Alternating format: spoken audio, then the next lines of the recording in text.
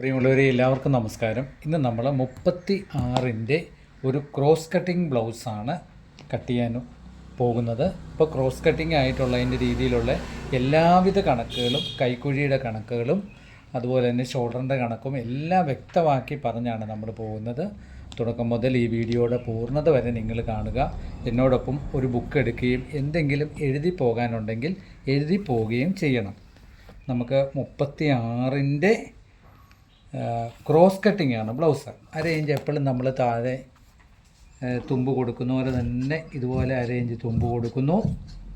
ഇനി നമ്മളിതിന് 14.5 ഇഞ്ചാണ് ഈ ബ്ലൗസിൻ്റെ ഇറക്കം. 14.5. അപ്പം നമ്മൾ എന്ത് ചെയ്യണം? 14.5 രണ്ടിടത്ത് ആദ്യമേ മാർക്ക് ചെയ്യണം. മാർക്ക് ചെയ്തിട്ട് ഇങ്ങനെ വരയ്ക്കണം. ഇങ്ങനെ വരച്ചിട്ട് 1/2 ഇഞ്ച് തയ്യൽ തുമ്പും കൂടെ വരയ്ക്കണം. ഇതാണ് നമ്മൾ ആദ്യമായി ചെയ്യേണ്ടത്. രണ്ടാമത് നമ്മൾ ചെയ്യുന്നത് ഷോൾഡറിൻ്റെ കണക്ക് എങ്ങനെയാണെന്ന് പറഞ്ഞാൽ ബോഡി വണ്ണത്തിൻ്റെ 1/6 ഷോൾഡറും കൈക്കുഴിയും. ബോഡി വണ്ണത്തിൻ്റെ 1/6 പ്രത്യേകം ഓർത്തോണം. എന്നിട്ട് ബാക്ക് നെക്ക് 7 ഇഞ്ച് കൂടുതൽ താഴുവാണെങ്കിൽ ഷോൾഡർ നമ്മൾ കുറച്ച് കൊടുക്കണം. അപ്പം നമുക്കിത് 6 ഇഞ്ചിൽ തന്നെ മാർക്ക് ചെയ്യാം. 6 ഇഞ്ച് ഷോൾഡർ മാർക്ക് ചെയ്തു. സെയിം തന്നെ 6 ഇഞ്ച് കൈക്കുഴി മാർക്ക് ചെയ്തു. കൈക്കുഴിയുടെ കണക്കെന്ന് പറയുന്നത് ബോഡി വണ്ണത്തിൻ്റെ 1/4 1 ഇഞ്ച് കുറച്ച് നമുക്ക് കൈക്കുഴി കിട്ടണം. ഈ നെക്കിൻ്റെ വിത്ത് എന്ന് പറയുന്നത് 2.5 ഇഞ്ചാണ്. 7 ഇഞ്ച് ബാക്ക് നെക്ക് തീർന്ന് കിട്ടണം. അപ്പോൾ നമ്മൾ 6.75 മാർക്ക് ചെയ്തു. മാർക്ക് ചെയ്തിട്ട് 2.5 ഇഞ്ച് ഇവിടെയും മാർക്ക് ചെയ്ത്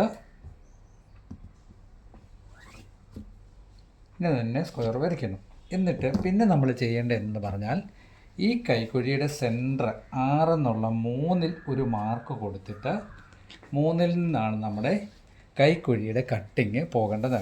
അതിന് മുമ്പായി നമ്മൾ 36 ഇഞ്ച് വണ്ണത്തിൻ്റെ കൂടെ 4 കൂടെ ചേർത്ത് 40. 40-ൻ്റെ 4-1 10 നമ്മളിവിടെ മാർക്ക് ചെയ്യണം. ഇനി 30 ഇഞ്ചാണ് ഇതിൻ്റെ വേസ്റ്റ് വണ്ണം വരുന്നത്, ഇടവണ്ണം. അത് ബാക്ക് ഡാക്ട് ഇല്ലാത്തതുകൊണ്ട് അതിൻ്റെ 4-1 7.5 ഇഞ്ച് ഇവിടെ മാർക്ക് ചെയ്യണം. എന്നിട്ട് ഈ 10ഉം 7ഉം തമ്മിൽ ഇങ്ങനെ ജോയിൻ്റ് ചെയ്യണം.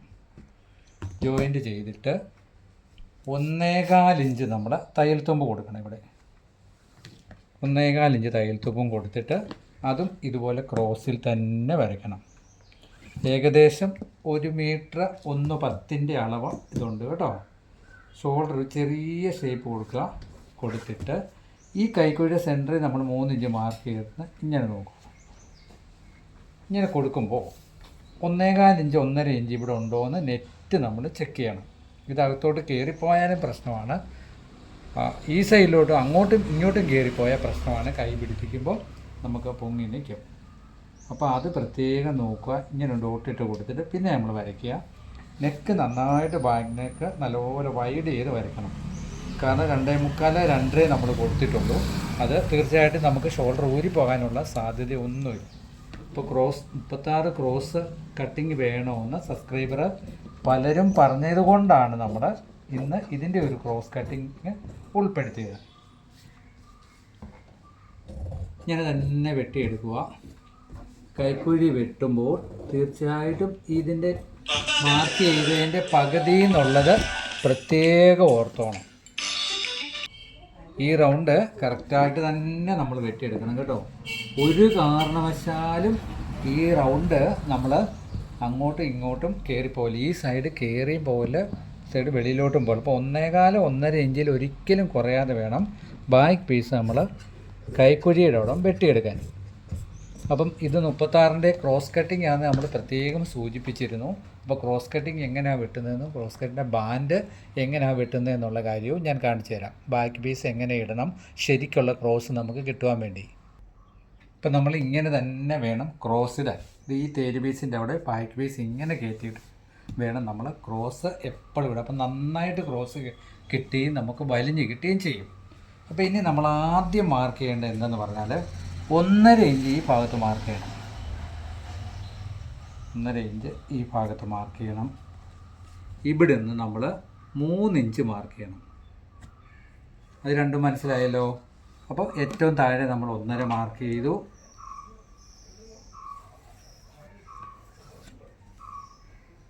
ഇതിൽ നമ്മൾ 3 മാർക്ക് ചെയ്തു. ഇനി നമുക്ക് വേണ്ടത് 6 ഇഞ്ചാണ്. 1/2 ഇഞ്ച് തള്ളി 5.25 ഫ്രണ്ട് ഡാട്ട്, അതിൻ്റെ ഒരു വര കൊടുക്കണം. ഇങ്ങനെ വര കൊടുത്തിട്ട് 4 ഇഞ്ച് ഇവിടുന്ന് മാറ്റി, ഇവിടെ ഇങ്ങനെ 4 ഇഞ്ച് മാറ്റി നമുക്ക് തയ്യൽ തുമ്പ് ഫ്രണ്ടിൻ്റെ കൊടുക്കണം. ഇത്രേ ഒരു മാർക്ക് നിങ്ങൾക്ക് മനസ്സിലായോ? എന്നിട്ട് ഇത് നേരെ മുകളിലോട്ട് തന്നെ ഇങ്ങനെ 4 ഇഞ്ച് കയറ്റി വിട്ടിട്ട് നമുക്ക് ഇവിടെ മാർക്ക് ചെയ്ത് നോക്കണം. ഏകദേശം 3 ഇഞ്ച് നമുക്ക് കിട്ടുന്നുണ്ടോ ഫ്രണ്ട് നെക്കിൻ്റെ വൈഡ്. എന്നിട്ട് ഫ്രണ്ട് നെക്ക് നല്ലപോലെ റൗണ്ടിൽ തന്നെ എടുക്കണം, എന്നാലേ നമുക്ക് യു നെക്ക് കിട്ടുള്ളൂ കേട്ടോ. ഓക്കെ, ഇതാണ് നമ്മുടെ കറക്റ്റ് ക്രോസിൻ്റെ മാർക്ക്. എല്ലാം മനസ്സിലായല്ലോ? ഇത് തന്നെ മനസ്സിലായല്ലോ? ഇനി നമ്മൾ ഇങ്ങനെ വെട്ടുന്നു, ഇവിടെ കൊണ്ടുവന്ന് നിർത്തിയിട്ട് 4.25 ഇഞ്ച് ഇവിടെ മാർക്ക് ചെയ്യണം. 4.25 ഇവിടെയും മാർക്ക് ചെയ്യണം. മാർക്ക് ചെയ്തിട്ട് ഇങ്ങനൊരു വര. ഓക്കെ, ഇത്രയും ഭാഗം മനസ്സിലായല്ലോ? ഇനി ഇത് കറക്റ്റ് നമ്മൾ ഇങ്ങനെ തിരിക്കണം.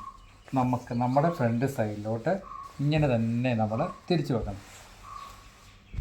ഇങ്ങനെ ഇത്രയും മാർക്ക് ചെയ്തിട്ട് ഇങ്ങനെ തിരിക്കുവാണെങ്കിൽ നമുക്ക് ഈസി ആയിട്ട് തന്നെ നമുക്ക് നമ്മുടെ വശത്തിന് നമുക്ക് കട്ട് ചെയ്തെടുക്കാൻ പറ്റും. അപ്പം ആദ്യം ചെയ്യേണ്ടത് ഈ 4.5 നമ്മൾ മാർക്ക് ചെയ്തെടുക്കുന്ന ഇങ്ങനെ വെട്ടും. ഇങ്ങനെ വെട്ടി ഫ്രണ്ടിനൊക്കെ വെട്ടി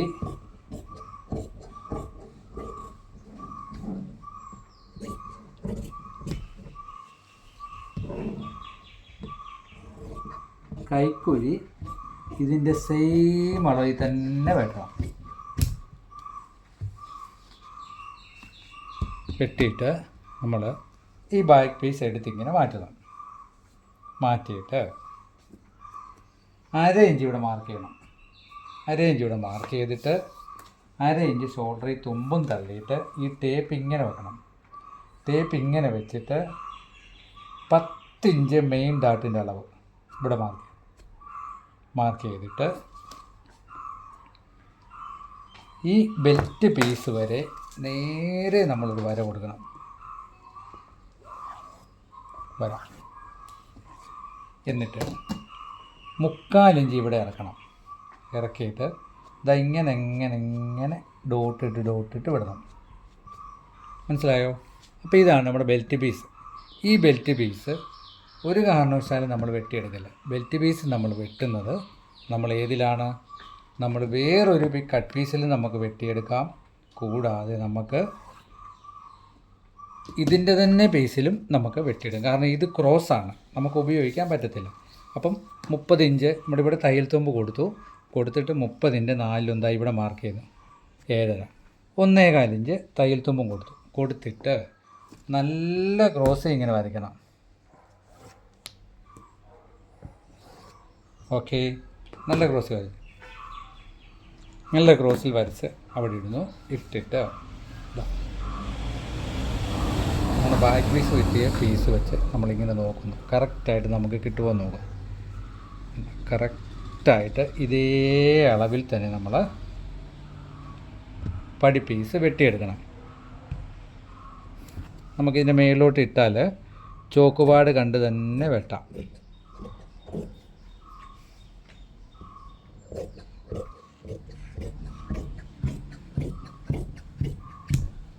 കാരണം നമ്മൾ ഈ പീസ് നമുക്ക് കൈ വെട്ടാനായിട്ട് ഉപയോഗിക്കാനുള്ളതാണ്. അപ്പോൾ നമുക്ക് നമ്മുടെ ബെൽറ്റ് പീസായി. ബെൽറ്റ് പീസിൻ്റെ ഈ ഭാഗത്തായിട്ട് ആദ്യം ഒന്ന് കറക്റ്റ് ചെയ്തു. ചെയ്തിട്ട് ഇവിടെ ഒരു 1/4 ഇഞ്ച് എടുത്ത് വിടണം. ഒരു 1/4 ഇഞ്ച്. അപ്പം കറക്റ്റ് നമുക്ക് ബെൽറ്റ് പീസായി. അപ്പോൾ ബാക്ക് പീസും വെട്ടി, ബെൽറ്റ് പീസും വെട്ടി. ഇനി നമുക്ക് വെട്ടാനുള്ളത് ഫ്രണ്ട് പീസാണ്. അപ്പം ഈ മാർക്കിൽ കൂടെ തന്നെ നമ്മൾ ഫ്രണ്ട് പീസ് വെട്ടിയെടുക്കണം. ഇനി നമുക്ക് ഈ ബാലൻസ് തുണി മാറ്റാം, കൈ വെട്ടാനായിട്ട്.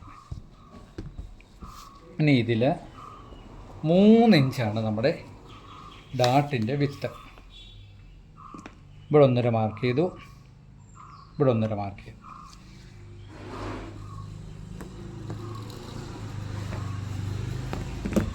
ഒറ്റ ഡാട്ടിൽ വേണമെങ്കിൽ നമുക്ക് ഈ മെഷർമെൻറ്റ് നിർത്താം, കാരണം നല്ല ക്രോസാണ് നമ്മൾ കൊടുത്തിരിക്കുന്നത്. ഇനി ഇവിടുന്ന് കയറി നിൽക്കുന്നത് പോലെ, 1/2 ഇഞ്ച് കയറി നിൽക്കുന്ന പോലെ ഒരു 3.25 inch, 3.5 inch maximum centre dot. ഇനി ഈ ഫ്രണ്ട് പീസ് തിരിച്ചിട്ട് ഒരു 1/4 ഇഞ്ച് ഇവിടുന്ന് എടുത്ത് വിടണം. 1/4 ഇഞ്ച് ഇവിടുന്ന് ഇങ്ങനെ എടുത്തു വിട്ടു. 3/4 ഇഞ്ച് ഇവിടുന്ന്, അതായത് ഈ ഡാട്ട് വരെ, ഈ ഡാട്ടിൻ്റെ ഈ ലൈനിന് 3/4 ഇഞ്ച്. എന്നിട്ട് നമ്മുടെ സ്കെയിലിന് ഇങ്ങനെ വരെ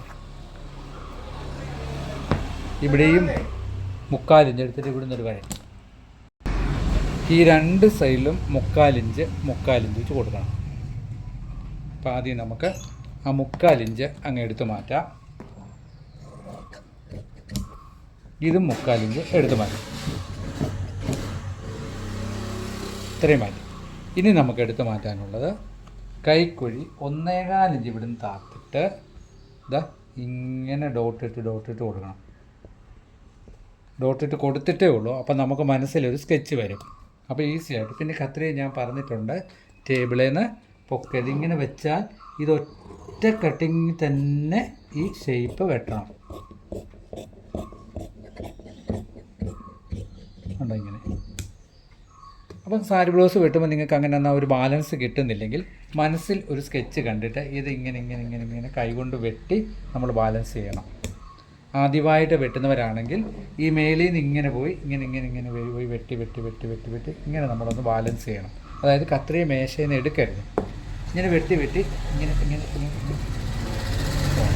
അപ്പോൾ കറക്റ്റ് നമുക്ക് കൈയുടെ ഒരു ബാലൻസ് വരികയും ചെയ്യും. നിങ്ങൾ വലിയ കട്ടറൊക്കെ ആയിട്ട് മാറണ്ടേ. എപ്പോഴും നമ്മളിങ്ങനെ ചെറിയ കട്ടിങ് ആയിട്ട് ഇരുന്നാൽ പോരല്ലോ. നമുക്കും മിടുക്കരാകണം, നല്ല കട്ടറാകണം, എല്ലാവർക്കും വെട്ടി കൊടുക്കണം. നമ്മുടെ നാട്ടിൽ തന്നെ നമ്മൾ പേരെടുത്തൊരു കട്ടറാകണം. അപ്പോൾ ഇതുപോലത്തെ ഉള്ള ഓരോ ചെറിയ ടെക്നിക്കുകൾ നമ്മൾ പഠിച്ച് വെച്ചോണം. അതൊന്നും ആരും നമുക്ക് പറഞ്ഞു തരില്ല. ഇനി എന്താ ചെയ്യണമെന്ന് വെച്ചാൽ നമ്മൾ ഈ ഡാട്ട എല്ലാം മാർക്ക് ചെയ്യണം.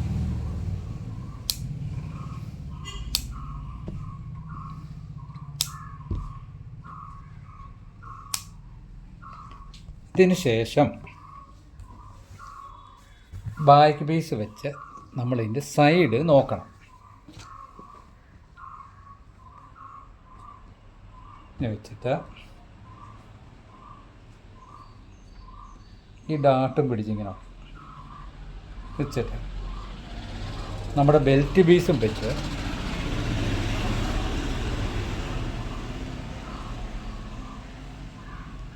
സൈഡ് എങ്ങനെയുണ്ട്,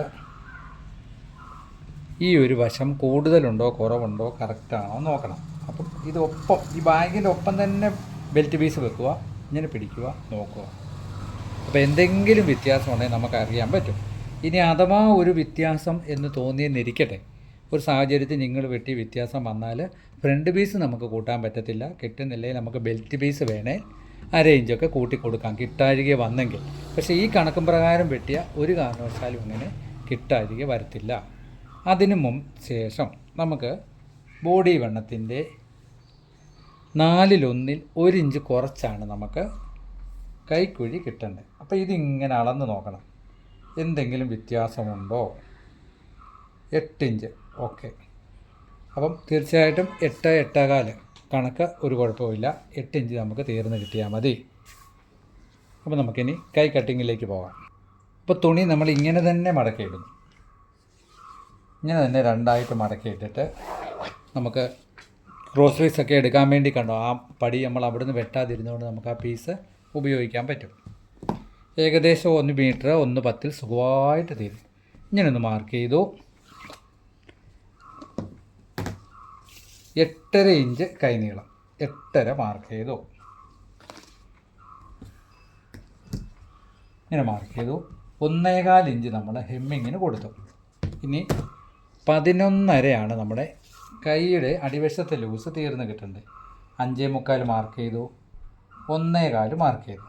എന്നിട്ട് നമുക്ക് കൈക്കുഴി തീർന്ന് കിട്ടേണ്ടത് 8.25 ഇങ്ങനൊന്ന് മാർക്ക് ചെയ്തിട്ട് 3.5 ഇഞ്ച് ഇവിടുന്ന്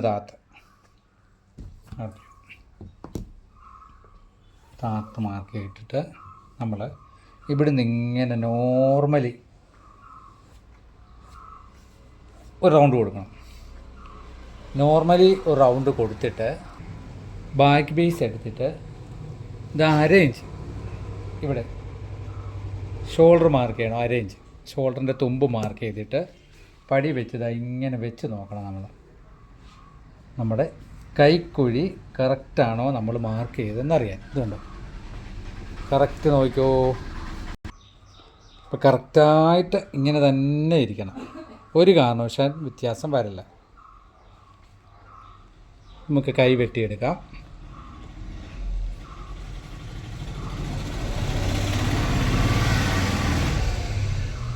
കൈയുടെ ഈ 2 സൈഡിൽ നമ്മൾ 1.25 തള്ളിയും മാർക്ക് ചെയ്യണം.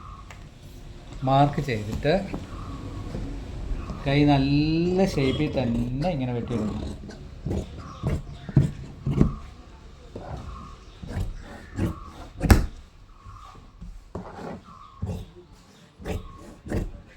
ഓക്കെ, അപ്പോൾ കൈ കട്ടിങ് നമുക്ക് പൂർത്തീകരിച്ചിരിക്കുകയാണ്. ഇനി കൈയുടെ ഫ്രണ്ട് കുഴിച്ച് വെട്ടുന്ന കണക്ക് 1.25 ഇഞ്ച് ഇവിടെ തള്ളണം. 2 ഇഞ്ച് ഈ ഭാഗത്ത് തള്ളണം.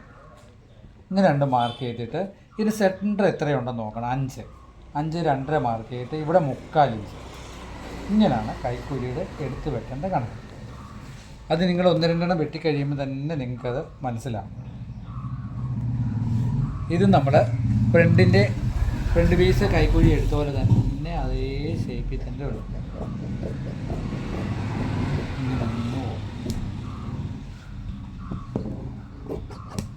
അതൊരു കൈ വെട്ടുമ്പോൾ തന്നെ നിങ്ങൾക്ക് പഠിച്ചുകൊണ്ടിരിക്കുന്നവർക്ക് മനസ്സിലാകും.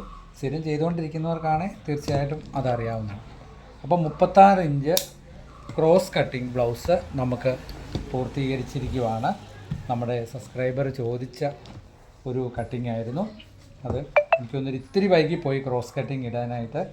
അപ്പം എല്ലാവരും ഇതേ മോഡലിലൊക്കെ തയ്ച്ച് നല്ല തയ്യക്കാരായിട്ട് നിങ്ങളുടെ നാട്ടിൽ തന്നെ പേരെടുക്കാനുള്ള ഭാഗ്യം കിട്ടട്ടെ എന്ന് ഞാൻ പ്രാർത്ഥിക്കുന്നു. എല്ലാവിധ നന്മകളും നേരുന്നു. തയ്ച്ച് നല്ല മിടുക്കരായ ടൈലറായി മാറട്ടെ. എല്ലാവർക്കും ഈശ്വരൻ്റെ അനുഗ്രഹം ഉണ്ടാകട്ടെ എന്ന് നിറഞ്ഞ മനസ്സോടുകൂടി പ്രാർത്ഥിച്ചുകൊണ്ട് നിർത്തുന്നു. നന്ദി, നമസ്കാരം. താങ്ക്